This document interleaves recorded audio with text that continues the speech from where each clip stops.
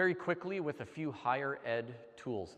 I have a friend, he used to be the president at Sacramento City Community College, which is a pretty big community college, 30,000 students or so. So California has scale for some of these things that's a little different. And he was sharing with me this study where they asked faculty to do these 4 things. And they are, we want all faculty members to learn the names of all students within the first 2 weeks of class. Just learn their names. You got 300 students in your class, we still want you to learn all the names. We also want you, no matter how many students you have in your class, to have a one-on-one meeting with the students sometime in the first couple of weeks. And at that meeting, we want you to tell them about what we do and what we have. We've got a writing center here if you ever have trouble with a paper, and here's where you go and what you do. Here's where the language lab is. Here's where the support staff have their offices for, whatever the different things. And just point them to whatever you can. That's 2 things. Third, we want you to ask yourself,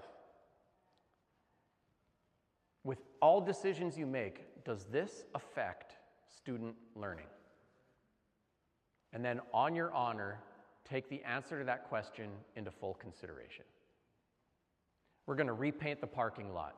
When we do, it's going to be a lot more efficient to move around in this parking lot. We are going to lose 8 spots.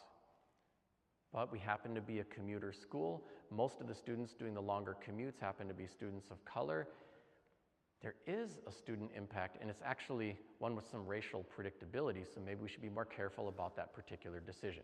You just ask the question, and what it does is it starts to shift consciousness. And they saw some remarkable things. So there are a lot of things that can indicate success and retention of a student. Like if a student gets bad grades, then they can get academic holds on their record. If they get into trouble with economics, they can get a financial hold on their record. And both of those things make it really hard for a student to stay with school.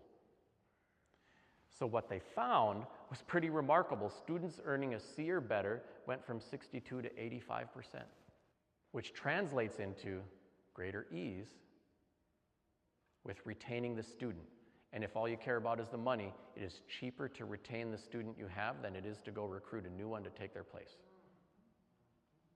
I think in some ways, these are pretty small things, but they point to, when we say building relationships, interpersonal one-on-one relationships. When you have students who are not traditional students or one of the best predictors for who's going to college and who graduates is who has parents who've gone to college and who have graduated.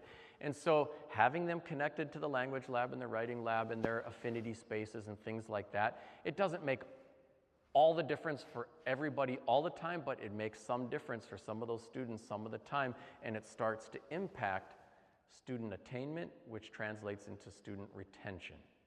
And there's so many other things.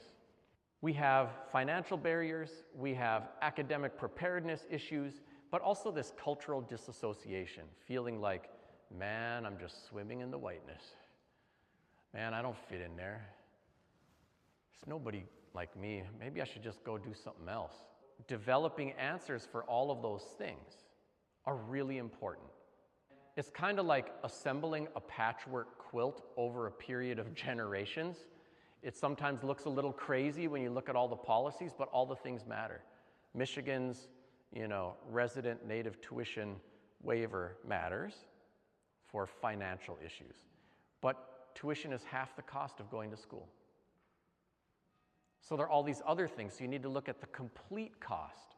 Because if something goes wrong with the student's car or the daycare for their kid or any number of other things, oh man, snowball. I had to take 2 weeks and just sit with my sick kid. And now I'm 2 weeks behind, and now, I just can't, right? And so helping get in front of that with the full cost and full supports and all the other sorts of things that are needed. And there are a basket of things. I'll just point you to a couple. So scholarships for 100% of need.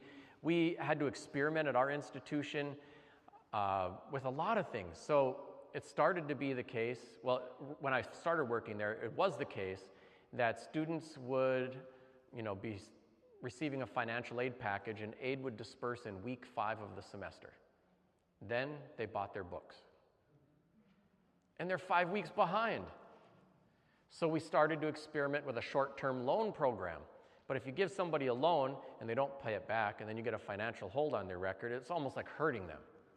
So then we figured out we could actually have it directly debit from their financial aid, and they could get the books right away, and then that seemed to solve some of that problem. Now we have a more seamless issue where you can just go pick up your books and it directly debits from financial aid, and you don't need to bother with the loan and the extra steps. So that was like an evolving process to get there for us. You will know your system better than I do about what mechanics are available, and you may be doing some of these things already, because I think the word is spread on that particular piece.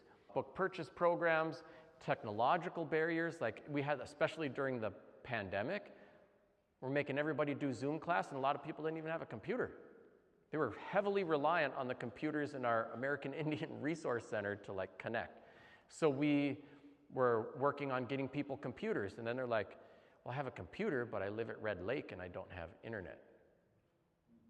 So then we had to like get mobile hotspots and do all these other things to like try to sort out what those students needed so that they could engage and participate. And I know the technological stuff is shifting and changing a lot, and we need to be adaptable. Here too, I feel like we're experimenting. So I teach my classes HighFlex, which means I've got students in person and by Zoom classroom at the same time. And the benefits are, well, if someone can only get out of work for an hour, they can still take a class, or if they're dealing with kids, they can still take a class. Sometimes they're really distracted because there's kids climbing all over them, and some people are not in good faith, making the most of the Zoom environment. So there's advantages and disadvantages. There's a crap sandwich that goes with all your options. Put a pickle on top, but think carefully about an array of options to meet students where they're at so you can take them on a journey. And we also need to just rethink what and how we're doing in the programs we have.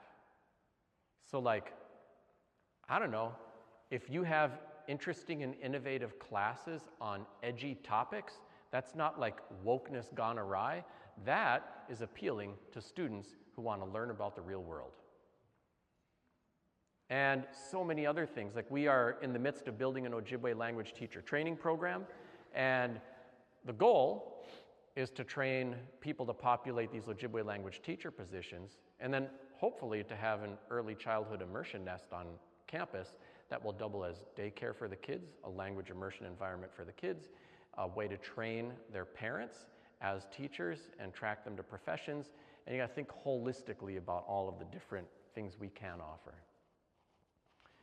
I think also, like, instead of just dropping everybody off the dock and seeing if they sink or swim, like, we need more partnerships with high schools. We need more partnerships with tribal colleges. You need more 2+2 programs so that it is a seamless transition, and so that we're not in competition with all of the other institutions out there, but we're thinking about the best student experience so that the transitions are not so jarring, and they can actually learn about themselves as well as the rest of the world.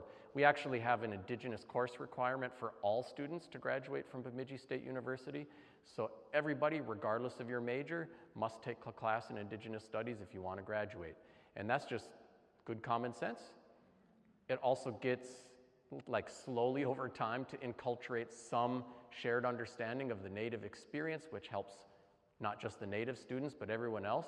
And frankly, you are going to school in, North or South America, you should know something about the people of this land and that history, because that is also your history. Yeah, and also the peer programs have been really helpful. Everybody's looking for the cheapest way to do this stuff, but, students mentoring students and college students mentoring high school students, and, building the bridges through a lot of different types of programs. We have had elder in residence programs, so a grandma hanging out in the center with the kids and going with them to classes, not just as a guest speaker, but it does a lot to create the home away from home. And there's more to say about exactly how we do that. Standalone culture centers, programs, support staff, all of that stuff matters. Sometimes we experience hypervisibility, standing out. racial profiling, things like that, and sometimes the exact opposite, invisibility and marginalization. So you need to develop answers for both. Even when you're hiring people, like it always bothered me so much. Every time we offer a hire, it says, we are an affirmative action, equal opportunity employer, and never once, I've been working there for 26 years in a row, never once have they done affirmative action. Never once have they ever taken two similarly qualified candidates and picked the person of color. It is strictly forbidden. They have like colorblind application processes. You're supposed to cross out names and screen. You got to send all your sheets to HR. You are not allowed to consider that in your hiring decisions. So it's like we get all the stigma and none of the lift. You know? It's bizarre. Do you onboard people? And when you do you just give them their keys, or do you say, welcome to Michigan? This is native land. Here's what you need to know to be successful here. Here's where we're trying to go, our 50-year plan for this institution, and it's going to include being a hub of service for all students of all backgrounds. To be successful, we understand you got a sugar-coated version of Chris Columbus in the first Thanksgiving. Here's your training module. Let's get you caught up, right? Onboarding. And then, like, what else do you need to know? And there's so much to know.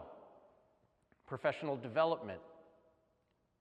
Yep. Also, like, some schools are having diversity liaisons on the curricular committees to just ask the good questions.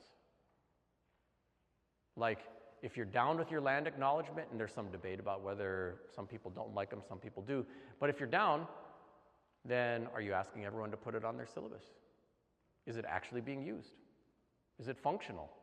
And they can ask these kind of questions.